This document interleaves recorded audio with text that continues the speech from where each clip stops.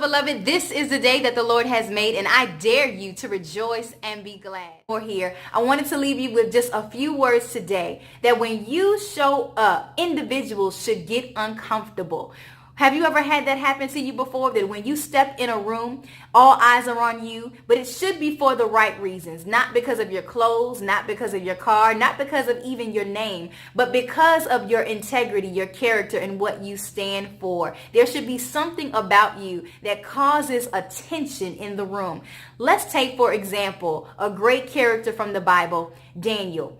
Daniel was an individual who was taken into captivity by the Babylonian Empire. King Nebuchadnezzar took him and a few other Jews, changed his name. He went from Daniel to Belshazzar. And I want to encourage you with this, that even though they changed his name, Daniel resolved within himself. He said, you can change my name, but you will not change my nature. There was something within him that helped him to stand strong in what he believed in, what he knew, that no matter where you placed him, he was going to maintain his integrity, what he knew, his values, and nothing was going to change.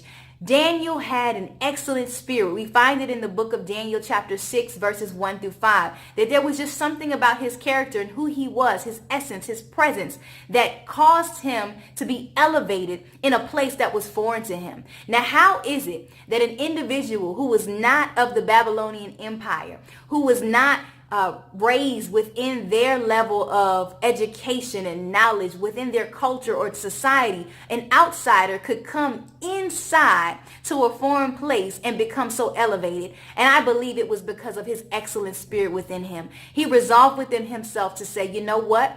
I don't care where you place me at. I'm going to maintain this level of excellency. And I want to encourage you today, and myself as well. I'm going to be encouraged and challenged that we go forward on a day-to-day basis, and we should operate out of a spirit of excellence. Now, I know we hear that often. We hear it all the time. And sometimes people may say, it's becoming so mundane that you hear it all the time. But it's something about when you walk in the light and you live in the light that should set you apart from everyone else. That you should have a certain standard about yourself, that when you walk in the room, there should be a level of discomfort for those individuals who don't have the same mind frame as you. And again, I want to stress, it doesn't mean that you're better than them. It doesn't mean that you look down on them. But because of your mentality, the way you think, and the way that you've been brought up in the things of God, there should be something different about you.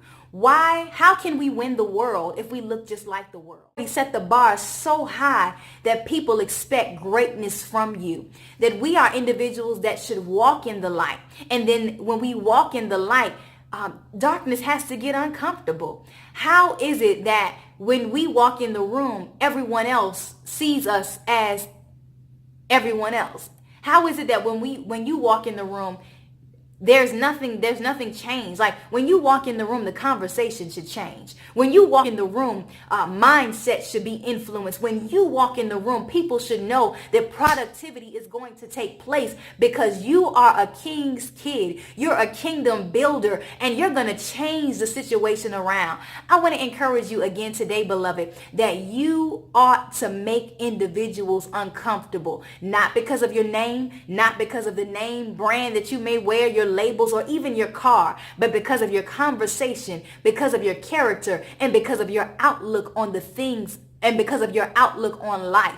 God has called you to a higher standard. Don't you dare hold back the gifts and talents that you have placed, that he's placed within you, because of your intimidation of what other people will think or say if you execute well. Do everything with a great standard. He who has put you in that position will continue to exalt you to greatness. Beloved, I want to encourage you with those words. And always remember, beloved, that a mind change equals a life change.